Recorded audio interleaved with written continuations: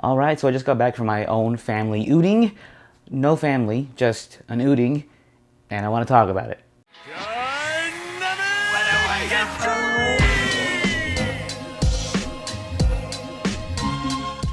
Alright guys, welcome back to the channel, and today I'm going to be giving a review of the new Spy Family film, SPYxFAMILY Code White. And before we get further into this, spoiler warning, okay? I'm going to talk about some things in this movie that will spoil it for you. So if you haven't seen it yet, go do that. Unless you are one of those people who want to watch reviews before seeing it, then just continue to stay here, I suppose. So yeah, let's talk about it. So after receiving an order to be replaced in Operation Strix, Lloyd decides to help Anya win a cooking competition at Eden Academy by making the director's favorite meal in order to prevent his replacement. So that is a rough summary of the story. So basically, yes, Lloyd is going through it. Basically, hey, I have this whole family that I started with Anya and Yor, and I am in jeopardy of losing that unless I can find a way to convince the higher ups within to let me stay on this mission. And by doing that, maybe I can buy myself some time by having Anya get some more Stellas. So yes, we are still on the Stella storyline. In order to get into the elite party group, Anya needs to get these stars, and it will help Lloyd with his mission to infiltrate and get information about the enemy. And basically, I went to this movie not having seen last season of Spy Family. I've only seen the first season, so I might have missed a few things between then, but I feel like the movie overall did a really good job of bringing in people who are not really familiar with the story and just kind of explaining it as they went on. So I feel like if you have not even seen any episodes of Spy Family, you could watch this movie pretty safely. You wouldn't be super lost. All you would need to do maybe is like a research on who the main characters are, but that's pretty much it. They give you an intro to who they are and what makes them special. So I applaud the movie for doing that and making people who are new to the story feel welcomed. And also making me feel like, hey, I didn't miss too much by missing last season. It's all the same characters that were from the first season, basically. So while Lloyd is worrying about his mission as he's leaving the secret meeting, he runs into Nightfall, I believe her name is, the other lady who is part of the same company as Lloyd. Her hat flies off when she goes to talk to Lloyd, and Lloyd grabs it, and it looks like he's kissing her because miles away, somehow Yor happens to be outside with her coworkers, and she sees this, and it looks like to her they're kissing, so she has doubts in her mind, like, what's going on? Meanwhile, the coworkers are talking about how men cheat or whatever, and there are 3 signs that men will be cheating on you that you can look out for. One, I believe, is just like going on random trips out of town. Second one is buying you gifts randomly, and then the third one is and style. His the way the man starts dressing, it changes up because maybe the other woman is telling you, hey, don't wear this, whatever. So she's like, oh man, is he possibly cheating on me? Is he gonna abandon me, his mission to find a new wife? Am I not doing a good job? So meanwhile, while Lloyd is worrying about keeping the family together by, succeeding in his mission, Yor is also worried about keeping her family together because she thinks that Lloyd might possibly be cheating on her or trying to replace her. So that was a cool, fun little dynamic that they have throughout the main story. And so basically, Lloyd gets some inside information about the vice principal of the school. He's going to be the one judging the competition that Anya needs to succeed in, the cooking competition, and they have to make a dessert. So he finds out that this guy's favorite dessert is meri meri, and it's only from this one region because it's like such an old dessert. So they decide to take a little family vacation to this region, and that's where the setting for the film takes place. They're in another city. It looks like maybe like German influence, so maybe they went to Germany from where they're at currently in the story, which I think they're like in like an England or Paris type situation, because I don't think it's like real world. I think it just kind of mirrors like Europe in the story. So that's essentially where they go. They go from basically like London to Germany, so they take a little train ride there, and they have a little reservation at this restaurant that serves it, and I guess it's like the best in the world or whatever, and you can only be sad there if you are a family. So that's where Lloyd brings the whole family along. He's like, okay, well, I have to get into this place, I need to have my family with me. While they're there, they order their food, they get it all, and then comes the local military operation, and they end up seeing the dessert, and the general's like, hey, I want that dessert, and they're like, well, it's the last one, we can't give it to you, and he's like, nah, I'm the fucking general around here, give it to me. Gives him the dessert.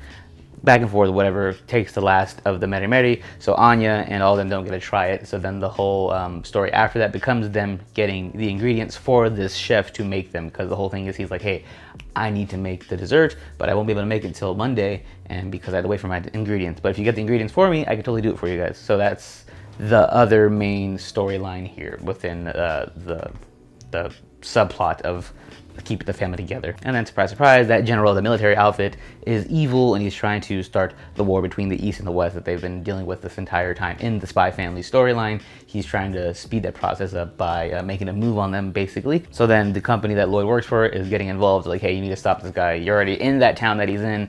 Go do what you gotta do, and that's where the spy aspect comes into play. So overall, that's the story. Get the ingredients for this dessert, make the dessert to get a Stella, keep your family together. Meanwhile, stop this guy from invading the East and West and starting that whole war between them. And the budget for the movie, I feel like you don't really get to notice it too much because it's looks like the show, because the show has such good animation as it is. It's Cloverworks and Studio Wit do a good job with that to make it feel like already movie style animation. So I didn't really notice a big jump from like movie quality animation to show animation with a lot of movies, like with Dragon Ball, like a really big one that does it. Like when they do their movies, you can tell it's like a movie because the animation looks way different than the show. But in this one, it looks pretty much the same. The only, I guess, big part would be the big action set pieces. That would be where the budget comes into play, like the big fight that Yor has at the end with that robot dude. That was totally super cool, badass, but you can also tell, like, hey, this is where the I guess, budget for the movie went into this, was this. But I guess that's like a good thing with like slice of life style animes, that you don't really need to have like a super big budget to make it look good. You just have to do random things to show you, like, hey, we have a budget, here you go, like here's a close-up of someone's eye, or like, hey, look, this is the food that we're making, it looks really good.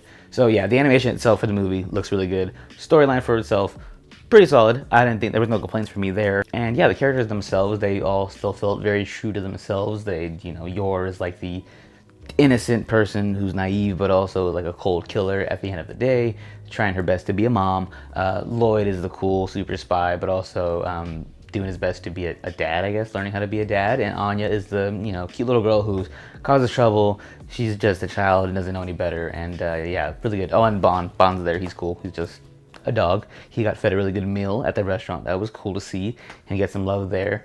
And yeah, just like I mentioned earlier, it does a really good job of keeping you in the know and in the loop of the story itself. Like, this could be its own standalone film. Like, if it wasn't within the world of Spy Family, you could just name this movie Code White or whatever, and it would just be this fun little random mission that they had on the side. But also it does fit really well within the story of Spy Family. Like, the main story is not like, again, like a Dragon Ball, where it doesn't, like, it's not canon to the story. No, this one is, it could be canon, which I believe it is, but also, like, if it wasn't, then that's cool. It was a fun little side mission that they ended up doing. And for me, since I'm more into like the battle style action of anime, those are my favorite scenes in the movie. Seeing, you know, Lloyd and Yor do their spy and assassin thing.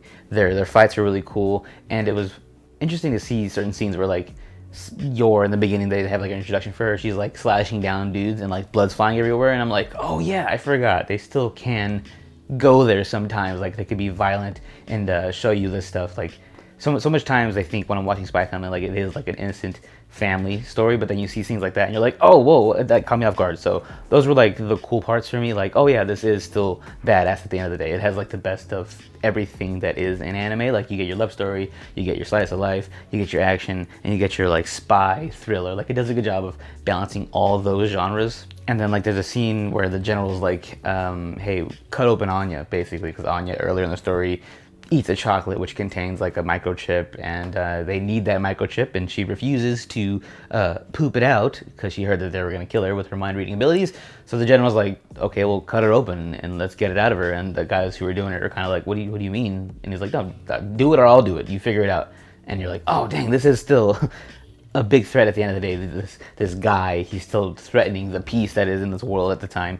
So yeah, it's fun to see like those aspects come through the story. You're like, oh yeah, that's right, I forgot, I'm watching still like a spy film at the end of the day. Like, there's still gonna be a bad guy threatening something.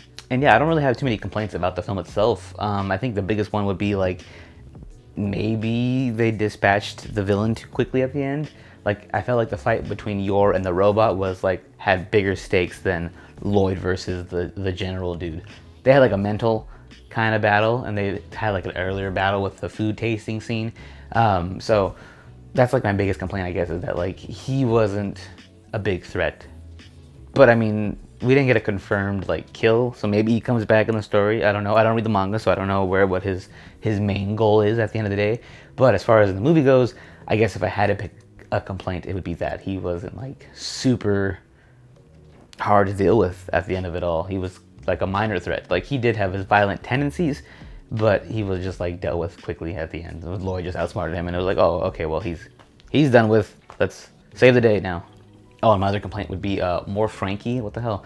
He came in for like 2 seconds. He was trying to rizz up some girl, and he was about to do it. And then Lloyd calls him like, "Hey, I need this favor for you." And he's like, "Oh, dude, really?" And that was it. They should have had him come back at the end or something. He's my boy. I love him so much. So that would be the other complaint that I have about this. If I had to pick a complaint about the film, that would be that. But yeah, overall, it was just like a nice treat for me. I went randomly this like past weekend. I think it's still in theaters if you want to go see it. But yeah, I just went randomly. I got off work and I was like, you know what? I guess I can go watch Spy Family. I'm not caught up with the story. Hopefully it doesn't affect it. I just want to go see it and see what's happening and do a review for you guys.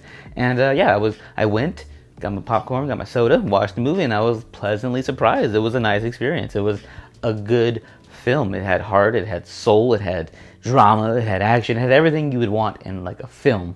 And yeah, it was really good. I enjoyed it. You know, it reminded me why I did like Spy Family so much in the beginning. I did fall off of it because I felt like some points it just kind of got like boring and repetitive. It's like there's not really much happening. But it was cool to revisit the series itself and see that they are still pumping out like good stories, and it's still making me feel good at the end of the day. Like, this is why I like Spy Family. And yeah, I can continue to say that I do still enjoy Spy Family as an anime. It's good. I should go back and watch season 2 probably after this, so I can catch up and really figure out what's going on. But yeah, it was a pleasant little surprise for me, and yeah, I enjoyed myself.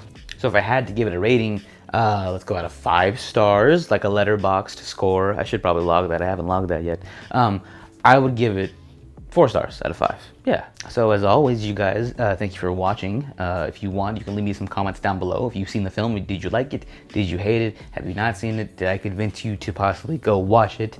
Who knows? But just let me know down below so I can then know. And also, you can subscribe down below and follow. All that stuff is in the description box. So yeah, thank you guys for watching as always, and go eat something delicious. Yeah. Or spy on somebody, whatever. Start a family.